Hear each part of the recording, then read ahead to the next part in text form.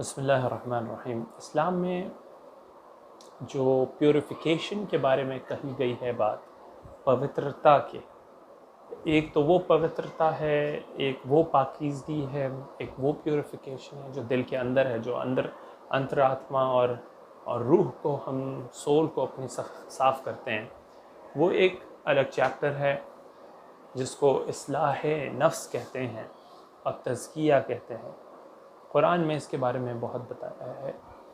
और दूसरी पाकीज़गी, दूसरी तहारत, दूसरी प्योरिफिकेशन जो बदन की है, जिस्म की है, या जो हमें नज़र आती है अपरेंटली उस चीज़ की है, इसको भी तहारा प्योरिफिकेशन ही कहा गया। तो अब ये कुछ टाइप्स हैं इसके, और वो मैं चाहता हूँ इस वीडियो में हल्का सा कुछ कवर करूँ, बोलूँ। सबसे पहली तो चीज़ ये है कि हम बात करते हैं नहाने से। तो इस्लाम में नहाने का तरीक़ा ये बताया है और सुन्नत ये है कि सबसे पहली चीज़ तो ये है कि दोनों हाथों को अपनी कलाई तक धो लेना चाहिए 3 बार। और इनफैक्ट ये कहा है कि सो के उठने के बाद किसी चीज़ को नहीं पकड़ें, किसी चीज़ को, किसी से हाथ नहीं मिलाएं, कुछ नहीं करें। सबसे पहला काम जो सो के उठने के बाद काम करना चाहिए वो ये कि अपना हाथ 3 बार इस तरह से धोएं और फिर मुंह में पानी ले करके कुल्ली करें या कुल्ला जो भी आप कहें, गागल करें और फिर ब्रश करें। सुन्नत है मिसवाक करना। मिसवाक वो दांतवान को बोलते हैं जो लकड़ी होती है इतनी बड़ी सी और सामने से वो ब्रश के टाइप का रहता है, और वो आप अपने दांत को उससे साफ़ करें। और फिर जो नहाने का जो तरीक़ा है वो ये है कि उसमें भी यही है कि पहले आप अपने हाथ को यहाँ तक साफ़ कर लें और मिसवाक करें, या जो दांतवन वो करें, मुंह धो लें। और जो अगर आपने धो लिया है तो सीधा अब नहाने पर आते हैं, वो ये कि हाथ धोने के बाद मुंह में 3 बार पानी लें और कुल्ली करें और फिर नाक की ये नरम हड्डी तक पानी पहुँचाएँ और ये लिटिल फिंगर से आप अंदर हाथ या उंगली फेर लें, जो भी कुछ गंदगी है वो निकाल लें, साफ़ कर लें। और फिर अपने बदन पर पानी बहाएं या शावर जो भी ले रहे हैं, ताकि और ये इंश्योर करें कि बदन का कोई भी हिस्सा ऐसा नहीं है जिसमें बाल बराबर भी जगह सूखी रह गई है। हर जगह पूरे जिस्म में ये आप करें कि कोई भी ऐसी एक जगह नहीं छूटे जहाँ पर पानी ना पहुँचे। अगर आपकी एड़ियाँ या हील फटे हुए हैं, जो क्रैक होते हैं, तो उसको अच्छे से रगड़ करके धो लें। स्क्रब अगर है आपके पास वो करें, नहीं तो फिर हाथ से ही जो है ऐसे रगड़ रगड़ के अच्छे से धो लें, ताकि आप इंश्योर हो जाएं कि वो है, या एटलीस्ट जितना आप कर सकते हैं उतनी आपने करी हो। और फिर उसके बाद ये भी है कि अगर आपने वज़ू कर लिया गुस्ल से पहले, नहाने से पहले, तो भी ठीक है, और अगर बाद में कर लिया तो भी ठीक है। या आपने अगर नीयत कर ली कि मैं इस नहाने में या जो गुस्ल में वज़ू की भी नीयत कर रहा हूँ, तो वो फिर, या कर रही हूँ तो फिर उसमें पूरे आपका वज़ू भी हो जाएगा। और फिर उसमें एक इंश्योर ये करना होता है कि अगर किसी ने सेक्सुअल इंटरकोर्स किया हो और फिर वो चाहता है, और ये ज़रूरी भी है कि सेक्सुअल इंटरकोर्स के बाद जो है वो नहा ले, ताकि वो नमाज़ वगैरह पढ़ सके, जो भी है। ऐसा ज़रूरी नहीं है कि 2 सेक्सुअल इंटरकोर्स के बाद के बीच में नहाना ज़रूरी हो, बल्कि जब भी ये एक्ट ख़त्म होता है, और जब भी ये एक्ट ख़त्म होता है आप नहा लीजिए। नहाना किस तरह से गुस्ल कहते हैं कि उसमें भी सबसे पहले तो ये है कि नाफ के नीचे जो नेवल बटन है, आपका बेली बटन है, सॉरी, उसके नीचे जो है वो आप उससे धो लें पूरे lower part of the body को।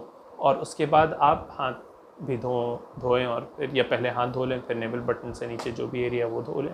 फिर आप कुल्ली करें, नाक में पानी डालें और फिर ऊपर से पानी ऐसे डालें कि पूरा जिस्म में कोई भी बाल भी बराबर भी की जगह खाली नहीं रह जाए जो सूखा हो। अब उसमें भी सुन्नत तरीक़ा ये है नहाने का कि पहले आप जो है अपने राइट साइड का शोल्डर वाला वो एरिया जो है राइट साइड पर पहले पानी डालें, ये गीला करें। और फिर ये है कि लेफ़्ट साइड का हिस्सा आप गीला करें या पानी यहाँ डालें, और फिर ये है कि ऊपर आप फिर डालें। तो ये थी सुन्नत नहाने की, गुस्ल की। और फिर अब आइए वज़ू में, कि वज़ू में क्या है तरीक़ा है। जो एब्ल्यूशन करते हैं नमाज से पहले, ये कि पहले जो है आप हाथ धो लें और फिर कुल्ली करें 3 बार, फिर नाक में पानी डालें, फिर पूरे चेहरे को धोएं, यहाँ से लेकर के ये जो बाल का एरिया है या ये पूरा एरिया है, ये पूरे कान के इस जो एरिया है, ये जो हिस्सा कान का, इसको पता नहीं क्या बोलते हैं, वहाँ से लेकर के एडम्स एप्पल तक नीचे। और जिनकी दाढ़ी है मेरी तरह से, उसमें गीला हाथ लेकर के ऐसे इसको कंघी करें, यानी अंदर ऐसे उंगली अपनी फेर लें गीले हाथ से। ये ज़रूरी नहीं है कि पूरा इसको गीला कर दें, लेकिन मुझे ये बेहतर लगता है कि मैं इसे भी धो लूँ, पूरा अच्छा गीला कर लूँ। और यहाँ तक पूरा जो एडम्स एप्पल है उसके नीचे तक जो है वो पूरा अच्छे से इस तरह से वाइप करना, उसको पानी से धो लेना। तो चेहरे का धोना है वो 3 मरतबा चेहरे को भी धोएं और फिर इसको भी जो है ऐसे कंघी कर लें, या खिलाल जिसको बोलते हैं वो कर लें। फिर दोनों हाथ को 3-3 मरतबा धोना है। ये एंकल तक ये पूरा 3 मरतबा इसको धोना है हाथ को, फिर 3 मरतबा इसको हाथ को धोना है पूरे एंकल तक। ये भी कोशिश करनी चाहिए, लोग अक्सर ऐसे करते हैं यहीं तक धो लेते हैं बिल्कुल, तो ये पूरा एरिया सूखा रह जाता है। और कोशिश ये करनी चाहिए कि थोड़ा सा और ऊपर से धोएं यहाँ पर। तो मुझे भी बहुत दिक्कत हो जाती है, कभी कभी प्रॉब्लम होती है, वो शर्ट जो है वो बहुत ज़्यादा ऊपर नहीं उठता है, तो इसीलिए मैं कोशिश करता हूँ मोस्ट ऑफ़ द टाइम कि मैं घर से ही वज़ू करके जाऊँ मस्जिद में। और अब तो खैर लॉकडाउन भी चल रहा है, लेकिन तो घर पे ही करने में ये है कि मैं कपड़े उतार देता हूँ, मतलब शर्ट अपनी, और आराम से वज़ू करता हूँ। उसके बाद टॉवल से पोंछ पाछ करके फिर वो शर्ट पहन करके मस्जिद जाते हैं, तो ज़रा ये मुझे ज़्यादा कन्वीनियंट लगता है। और कभी कभार ऐसी टी शर्ट होती है जो फुल स्लीव्स की होती है, वो आप उसको स्लीव्स को इतना चढ़ाएं तो वो उसके स्लीव्स भी बड़े हो जाते हैं। तो अंदर जब मैं अगर बनियान भी पहना हुआ हूँ तो मैं मस्जिद के जो वज़ू का जो सेक्शन होता है उसमें भी मैं उस टी शर्ट को उतार देता हूँ। मुझे ये पसंद नहीं कि मेरी वो स्लीव्स जो है वो बड़ी हो जाए, तो मैं जब बनियान पहनता हूँ तो फिर मैं वो टी शर्ट उतार के वही हैंग कर देता हूँ और फिर वज़ू करके फिर उसे वो पहन लेता हूँ। एनीवेज, तो 3 बार जो है आप ये हाथ धो लेंगे। उसके बाद वही पानी फ्रेश ले करके आप ये हाथ की उंगलियों को यहाँ से ले करके ऐसे थोड़ा सा ऊपर तक ले आएंगे, इसको भी ऐसे ऊपर तक ले आएंगे। फिर उसके बाद जो है वो पानी फिर ले करके उंगलियों पर ऐसे, और ऐसे नहीं लेना है कि चुल्लू में पानी नहीं लेना है और वो सर को मसा करने के लिए, बल्कि आप ले करके पानी उसको ऐसे ड्रॉप कर दीजिए। पूरा पानी जब ड्रॉप हो जाएगा, ऐसा नहीं कि सूख जाए, बस गीला हाथ। फिर आपको करना ये है कि आप ऐसे ये 3 उंगलियां, ये 6 ये 3 उंगलियों को ऐसे रखना है, ये रख करके पूरा यहाँ पीछे तक लेके जाना है, फिर पीछे से आगे ले करके आना है। ये 3 बार आपको करना है, 1 2 3। अब चाहे आप फ्रेश वाटर हमेशा ले लीजिए, ये है, ठीक है। और नहीं, ये तो पीछे लेकर के जाना, और जब आप सामने लेकर के आ रहे होंगे तो आप ये एरिया को यूज़ करेंगे, ये एरिया को ऐसे लेकर के आएंगे यहाँ से। ये 3 उंगलियों को यहाँ से लेकर के गए, और वो पाम का साइड जो है वो आपने लगाया नीचे, और फिर वो लेकर के आया आप यहाँ ऐसे, ठीक है। और फिर ये जो अब जो इंडेक्स फिंगर है दोनों हाथों के, वो कान में डाले, आपने ऐसे ऐसे घुमाया, और फिर ये जो पूरा निशान है उस पर आप ऐसे ऐसे करके ला रहे हैं। ये उंगलियां जो हैं आपकी ऐसे डाला अंदर की तरफ, और फिर ये अब आपकी गीले ही हाथों से ये हर जगह आपकी उंगली मूव कर रही है ऐसे, ठीक है।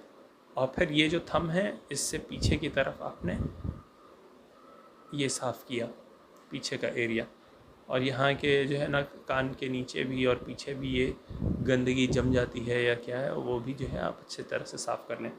जब ये हो जाए तो फिर आप ये जो है बैक पार्ट जो है पोर्शन, उसको यहाँ पीछे से ऐसे उसको वो करें, हाथ फेर लें ऐसे। ये जब हो जाए तो उसके बाद आपको पैर को धोना है। पैर को धोने में ये है कि वो फिर जब एड़ियाँ आपकी फटी हुई हैं तो उसको अच्छे से रगड़ लीजिए ताकि पानी वहाँ तक भी अच्छे से पहुँच जाए। यानी एक रीज़नेबल केयर हम लोग लगा सकते हैं कि वहाँ तक पानी पहुँच जाए। और फिर जो उंगलियां हैं पैर की, उसमें ये लेफ़्ट हैंड की लिटिल फिंगर ले करके उसके पैर के उंगलियों के बीच में ऐसे हम हाथ फेरें ताकि अगर कुछ गंदगी है वहाँ तो वो भी साफ़ हो जाए। ऐसे ये पैर की बात कर रहा हूँ। हाथ में तो जो हम लोग जब हाथ धोते हैं तो वो पूरा साफ़ हो जाता है, पैर में वो नहीं हो पाता है। और उसमें जो हम लोगों के नाखून के साइड का एरिया है, जो नाखून भी है, उसको भी हम लोग अपने नाखूनों से जो है वो कोशिश कर सकते हैं, बहुत ही हल्का, बहुत ज़्यादा नहीं कि उससे भी खून निकल जाए, तकलीफ़ हो, बहुत रीज़नेबली जितना आराम से हम कर सकते हैं कि वहाँ से भी गंदगी हम निकालने की कोशिश करें कि बहुत आराम से जो है वो साफ़ हो जाए पैर भी। तो ये हो गया कंप्लीट वज़ू। अब वज़ू के बीच में बात करना वो सही नहीं है, मकरूह है, और उसमें ज़िक्र करना चाहिए कि दरूद शरीफ पढ़ें या अल्लाह का ज़िक्र करें, जो भी है। और वज़ू करने से पहले जो है वो बिस्मिल्लाह पढ़ लें, और जब ख़त्म हो जाए तो फिर ये दुआ पढ़ें। उसकी मसनून दुआएं हैं लिखी हुई, ऐसे शहादत की उंगली उठा करके अशहदु अल्ला इलाहा इल्लल्लाह व अशहदु अन्ना मुहम्मदन अब्दुहु व रसूलुहु, कि मैं गवाही देता हूँ कि अल्लाह के सिवा कोई ईश्वर नहीं है, और अशहदु अल्ला इलाहा इल्लल्लाहु व अशहदु अन्ना मुहम्मदन, और मैं गवाही देता हूँ कि मोहम्मद सल्लल्लाहु अलैहि वसल्लम ईश्वर के आखिरी अवतार हैं, अल्लाह के आखिरी नबी हैं और रसूल हैं, ये कहते हैं। और फिर बीच बीच में भी जो है ज़िक्र करते हैं, और फिर ये भी दुआ पढ़ सकते हैं और आखिर में भी पढ़ सकते हैं, अल्लाहुम्मा जअलनी मिनत तव्वाबीना वजअलनी मिनल मुततहिरीन, कि ए अल्लाह मुझे आप, अल्लाहुम्मा जअलनी मिनत तव्वाबीना, ए अल्लाह मुझे आप बना दीजिए उन लोगों में से जो तौबा करते हैं, अपनी गलतियों का एहसास करते हैं और उसको सुधारने की कोशिश करते हैं, सुधारते भी हैं, और आपसे उस गुनाह को वाइप आउट कर देने की प्रार्थना और दुआ भी करते हैं। और वजालनी मिनल मुततहिरीन, और आप मुझे पाक और पवित्र इंसान बना दीजिए, ये भी दुआ कर सकते हैं। ये भी दुआ करना मसनून है, अच्छा है और सुन्नत है। तो इसके बाद फिर जो है वो है कि हम लोगों के जो आर्मपिट पे बाल आते हैं, या दूसरी जगह है बेली बटन के नीचे भी, तो उसके लिए कहा गया है ये कि हर 40 दिन में मैक्सिमम 40 दिन तक उसे साफ़ कर देना चाहिए। और अंडर आर्मपिट के लिए ये सुन्नत है कि वो उसको उंगलियों से पकड़ के उन बालों को खींचे। लेकिन जिन लोगों ने फिर वो शेव करा हुआ है, उन लोगों के लिए इतनी वो फिर प्रॉब्लम हो जाती है कि पता नहीं बहुत ज़्यादा डिफ़िकल्ट हो जाए वो क्लीन करना। तो ऐसा हालांकि कोई वो प्रॉब्लम नहीं है कि अगर वो रेज़र्स यूज़ करें, शेव करें, या कुछ हेयर रिमूवर क्रीम यूज़ कर लें, जो भी है। लेकिन सुन्नत ये तरीक़ा है कि वो अपने आर्मपिट को जो है उंगली से पकड़ के खींचें, और वो बाद में फिर इतना सॉफ्ट भी हो जाता है कि वो आराम से निकल जाता है। लेकिन अब जिन लोगों की आदत वैसी है और जिन लोगों ने यूज़ किया है उस तरह से, वो अब अपना उस हिसाब से ही करें कि उनको ज़्यादा तकलीफ़ नहीं हो, ये है। फिर दाढ़ी के लिए सुन्नत ये है कि लंबी रहनी चाहिए, और यानी जितनी जिसको आए वो सही है, और बहुत ही ज़्यादा शाबी नहीं होनी चाहिए। मेरी तो बहुत अच्छी नहीं है और बहुत कर्ली है, हालांकि नॉट्स भी आ जाते हैं, स्प्लिट एंड्स हो जाते हैं। उसको भी कहा है कि वो साफ़ करने के लिए स्प्लिट एंड्स नहीं हो और उसमें नॉट नहीं बन जाए, उनको भी मेंटेन करने के लिए कहा है। मेरी दाढ़ी जो है वो बहुत ज़्यादा कर्ली है, इसी वजह से ये शेप में नहीं आ पाती है। और फिर ये कहा है मुस्टैच के बारे में या मूँछों के बारे में कि ये बहुत छोटी हों, कि रसूल सल्लल्लाहु अलैहि वसल्लम ने कहा कि मूँछों को छोटी करो और दाढ़ी को लंबी करो। और जितने भी अवतार थे और नबी थे और रसूल थे, सबकी जो है दाढ़ियाँ थीं। और ये वेदों में भी लिखा गया है कि यानी ये भविष्यवाणी है कि कल की अवतार के बारे में और जो प्रॉफिट मोहम्मद साहब के बारे में ये कहा गया है कि उनकी जो निशानियां बताई गई वो ये कि उन लोगों के फॉलोअर्स की मूछें नहीं होंगी और दाढ़ियाँ लंबी होंगी, और वो पीछे जो बाल होता है जो हिंदू छोड़ देते हैं, पूरा सर शेव, लेकिन कुछ बाल यहाँ छोड़ देते हैं लंबा सा, वो उनको नहीं होगा, उन्होंने कहा है। और यही चीज़ है जो बताया है। बालों की सुन्नत ये है, बालों का ये कहा गया है, प्रॉफिट मोहम्मद सल्लल्लाहु अलैहि वसल्लम के बाल जो है वो या तो इस साइज़ के थे जो मेरे साइज़ के हैं ये, या तो फिर जो है वो इतने लंबे बाल रखते थे कि या तो उनके पूरे ये बाल जो है वो पीछे की तरफ झाड़ते थे, और वो बाल या तो इस कान की लौ तक आते थे, या तो फिर बीच गर्दन में कहीं पर भी, या मैक्सिमम जो है यहाँ लिमिट होता था कि शोल्डर्स तक आते थे उनके, यहाँ तक बिल्कुल भी। तो दाढ़ी भी और बाल भी इस शोल्डर के लेवल तक के। और फिर सफाई में और क्या है, बहरहाल सफाई में घर की भी सफाई है और बिस्तर वगैरह की धूल वूल की, लेकिन शुरू हमने किया था अपने बॉडी से, जो पूरी एक वीडियो डिस्क्राइब हो गई। हाँ, उस एक और चीज़ ये बाकी रह गई थी इसमें, ये कि जब हम वॉशरूम जाते हैं शॉर्ट कॉल के लिए, 1 नंबर के लिए या 2 नंबर के लिए जो भी है, तो दोनों केस में हमें पानी का इस्तेमाल करना चाहिए।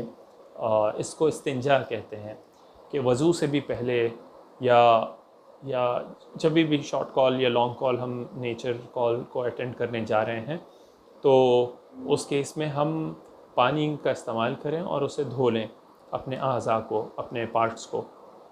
और इन केस अगर पानी नहीं है तो हम क्या करेंगे, तो हम टिश्यू पेपर का इस्तेमाल कर सकते हैं।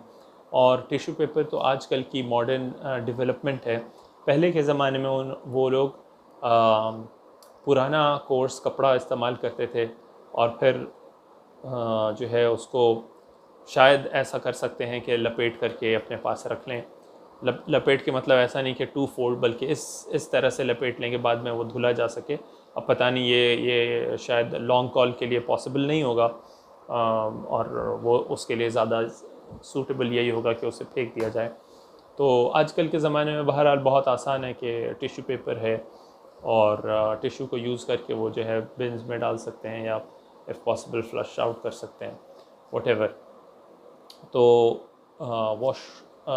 वॉश करना चाहिए दोनों एरिया। बाज़ लोग ऐसा करते हैं कि लॉन्ग कॉल में तो वॉश कर लेते हैं, यानी 2 नंबर में, लेकिन जब 1 नंबर के लिए जाते हैं शॉर्ट कॉल के लिए, वो अपने एरिया को वॉश नहीं करते।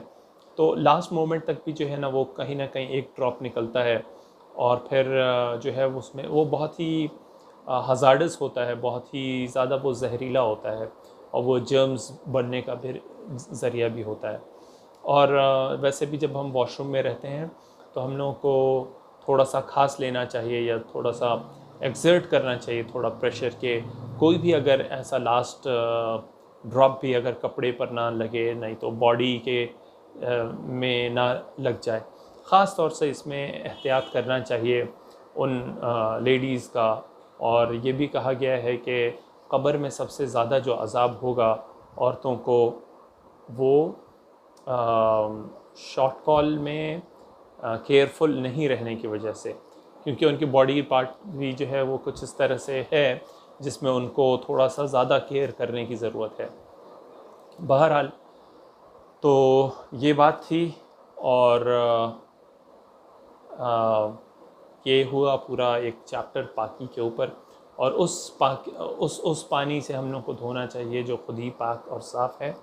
और वज़ू के लिए ये है कि जो पानी एक बार वज़ू के लिए यूज़ हो चुका है, वही पानी दोबारा वज़ू के लिए नहीं यूज़ हो, यानी वो ऐसा पानी हो जो बिल्कुल अनयूज्ड हो, जिसमें यानी पहले वज़ू नहीं किया जा चुका या कोई और काम नहीं किया जा चुका हो। और प्योरली पानी से ही धो सकते हैं। ऐसा नहीं कि अगर पानी नहीं है तो हम स्प्राइट से वज़ू कर लिए या गुस्ल कर लिए या कुछ भी।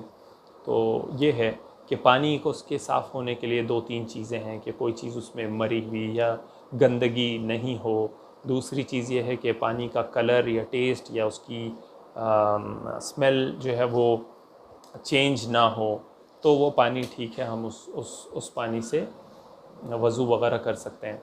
अब कोई ऐसी चिड़िया है जो स्पैरो, पैरट्स एंड पिजन ये सब हैं, अगर उनकी ड्रॉपिंग्स कुछ भी है अगर किसी पानी में, तो वो पानी ठीक है, उसको आप बस उसके ड्रॉपिंग्स को आप अलग करके आप जो है वो यूज़ कर सकते हैं। लेकिन अगर आपको पसंद है तब, लेकिन अगर आपको हर्ज हो रही है, मतलब आपको अच्छा नहीं लग रहा है, तो इट्स ओके अगर आप वो पानी यूज़ नहीं करें और फ्रेश वाटर से यूज़ कर लिया आपने तो ये थी पूरी बात जो प्योरिफिकेशन से ताल्लुक़ रखती थी, जो मैंने बताया। और बहुत बहुत शुक्रिया। कोई और बात अगर ऐसी आती है तो इंशाल्लाह दूसरी वीडियो बनाऊंगा। बहुत शुक्रिया। जज़ाकल्लाह खैर। अस्सलामु अलैकुम वरहमतुल्लाहि वबरकातुहू।